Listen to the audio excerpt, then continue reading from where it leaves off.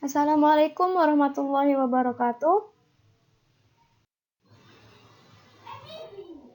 Perkenalkan, saya Ananda Rizky Amalia, Fluk C kelompok 4 Teknik Kimia UPN Veteran Yogyakarta angkatan 2019.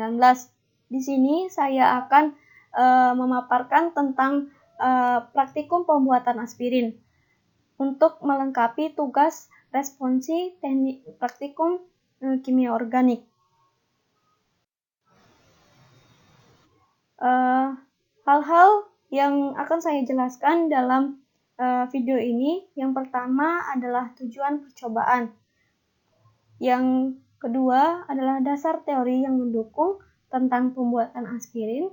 Ketiga adalah alat dan bahan yang digunakan dalam proses pembuatan aspirin. Keempat adalah langkah percobaan yang harus dilakukan dalam proses pembuatan aspirin. Kelima adalah pembahasan.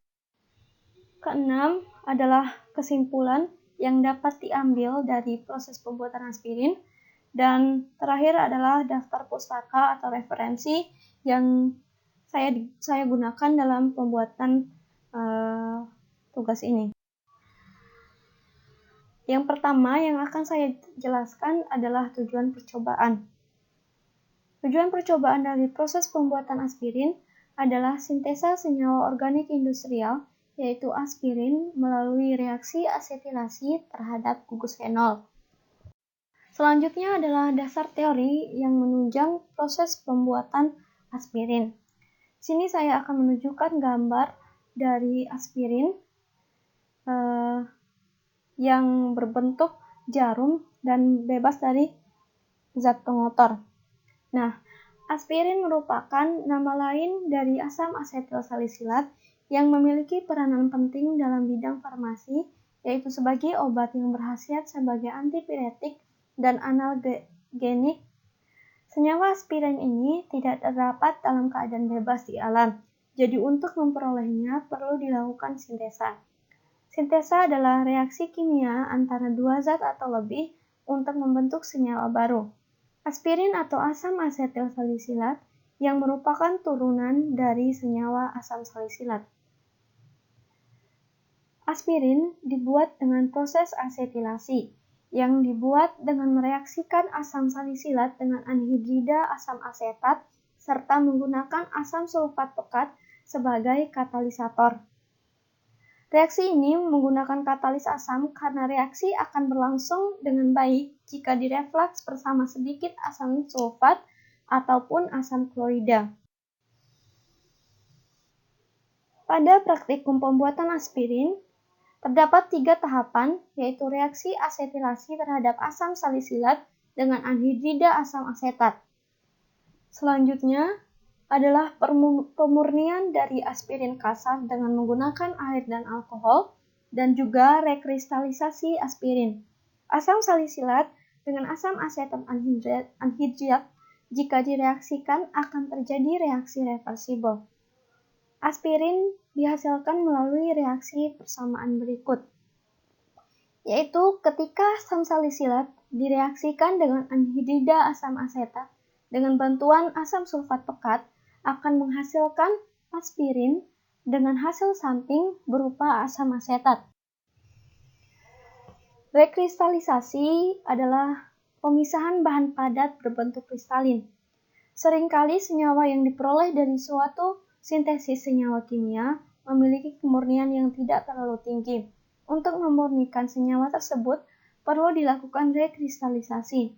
Untuk merekristalisasi, perlu memilih suatu pelarut yang cocok dengan senyawa tersebut. Setelah senyawa tersebut dilarutkan ke dalam pelarut yang sesuai, kemudian dipanaskan sampai semua senyawanya larut sempurna. Faktor yang menentukan keberhasilan kristalisasi atau rekristalisasi adalah pemilihan pelarut yang akan digunakan. Pada pembuatan aspirin, asam salisilat berfungsi sebagai alkohol dan reaksinya berlangsung pada gugus hidroksi.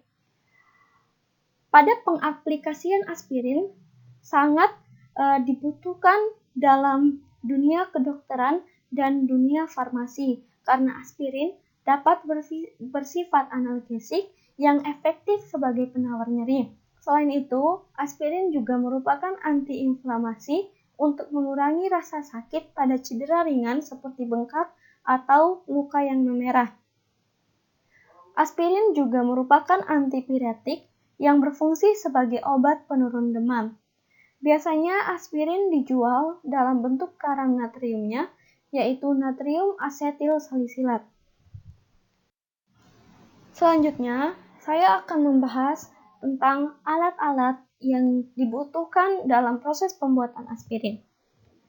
Yang pertama adalah cawan Petri. Cawan Petri di sini berfungsi sebagai wadah bagi endapan plus kertas saring ketika dipanaskan di dalam oven. Bahan kedua yaitu gelas ukur yang berfungsi untuk mengukur volume asam asetat anhidrat, etanol, maupun aquades. Selanjutnya adalah gelas beker. Gelas beker di sini berfungsi sebagai wadah larutan yang digunakan di dalam proses pemanasan. Selanjutnya adalah pipet tetes. Pipet tetes berfungsi untuk meneteskan asam sulfat pekat atau larutan FeCl3 pada percobaan. Selanjutnya adalah pengaduk.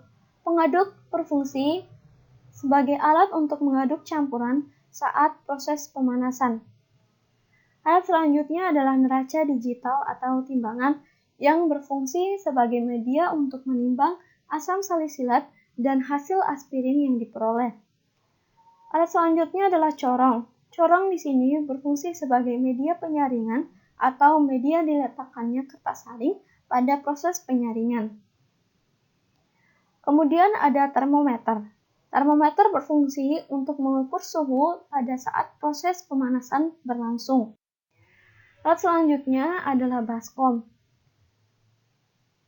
Baskom berfungsi sebagai wadah gelas beker dalam proses pemanasan atau sebagai pemanas air.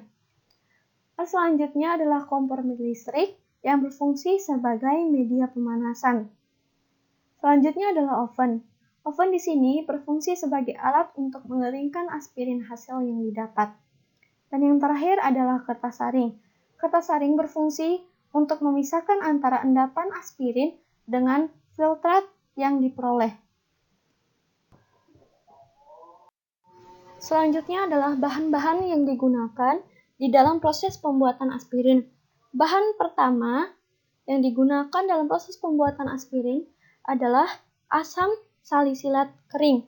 Asam salisilat kering di sini berfungsi sebagai senyawa dengan gugus fenol pada reaksi asetilasi. Selanjutnya adalah asam asetat anhidrat.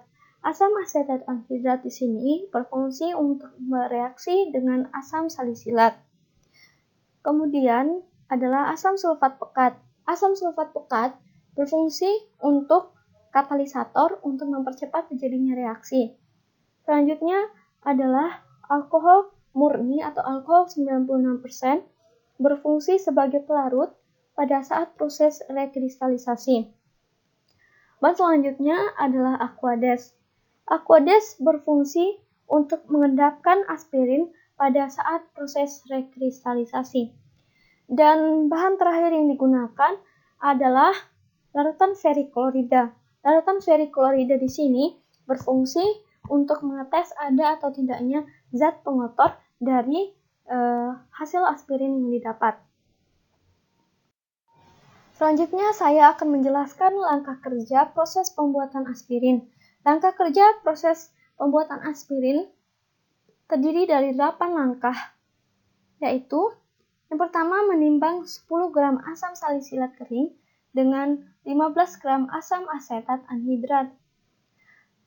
Selanjutnya, memasukkan asam salisilat kering dan asam asetat anhidrat ke dalam gelas beker, kemudian menambahkan 10 tetes asam sulfat pekat. Nah, setelah itu, memanaskan campuran di atas pemanas air sambil mengaduknya secara terus-menerus.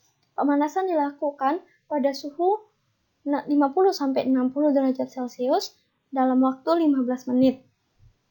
Selanjutnya adalah mendinginkan campuran, kemudian menambah 75 ml aquades, lalu menyaring endapan yang terbentuk. Langkah selanjutnya adalah melarutkan endapan dengan 15 ml alkohol 96% dan 37 ml aqueous dan memanaskannya hingga larut. Kemudian mendinginkan larutan dan menyaring kembali endapan yang terbentuk tersebut. Kemudian memasukkan kertas saring yang berisi endapan ke dalam oven dan menimbang setiap 15 menit hingga beratnya konstan. Meneteskan larutan periklorida pada hasil endapan yang diperoleh dan mengamati perubahan yang terjadi. Jika aspirin berubah warna menjadi warna ungu kehitaman, maka aspirin yang didapat belumlah murni karena masih banyak mengandung zat-zat pengotor dalam aspirin tersebut. Selanjutnya adalah pembahasan. Nah, setelah pemaparan dari hasil praktikum tersebut, maka akan didapat pembahasan, yaitu pada proses pembuatan aspirin, reaksi yang terjadi adalah reaksi asetilasi gugus fenol.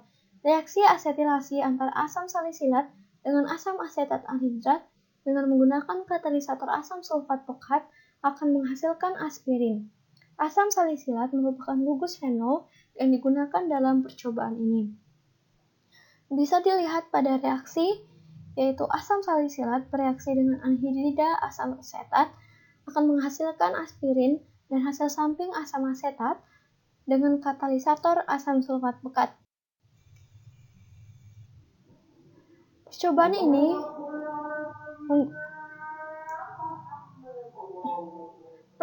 ini menggunakan asam asetat anhidrat dikarenakan asam asetat anhidrat tidak mengandung air dan mudah menyerap air sehingga air yang didapat menghidrolisis aspirin menjadi salisilat dan asetat dapat dihindrali. Reaksi yang berlangsung pada percobaan ini adalah reaksi reversibel.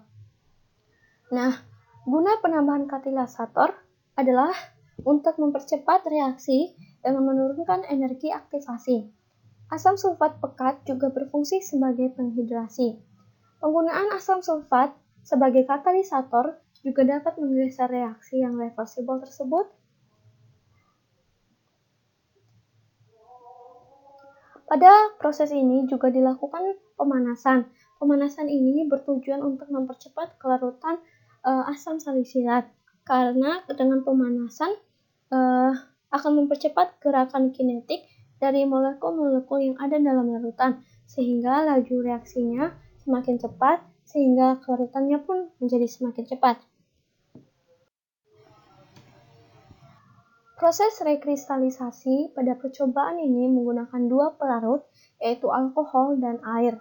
Dalam hal ini, alkohol berperan sebagai pelarut, sedangkan air berperan untuk mengkristalkan kembali aspirin.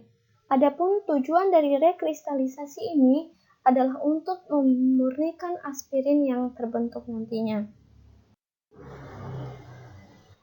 Selanjutnya adalah kristal aspirin.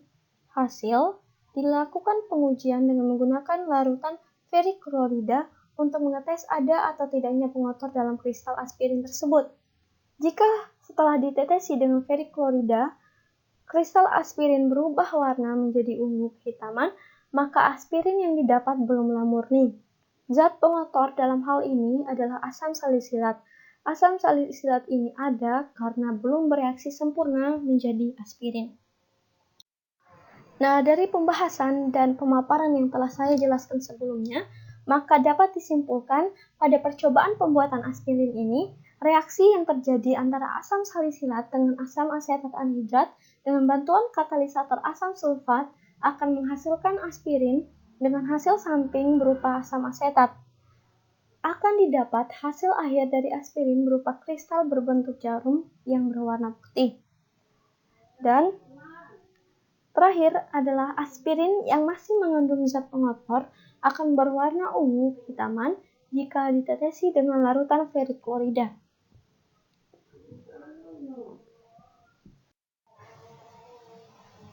Referensi yang saya gunakan dalam pembuatan tugas ini adalah sebagai berikut.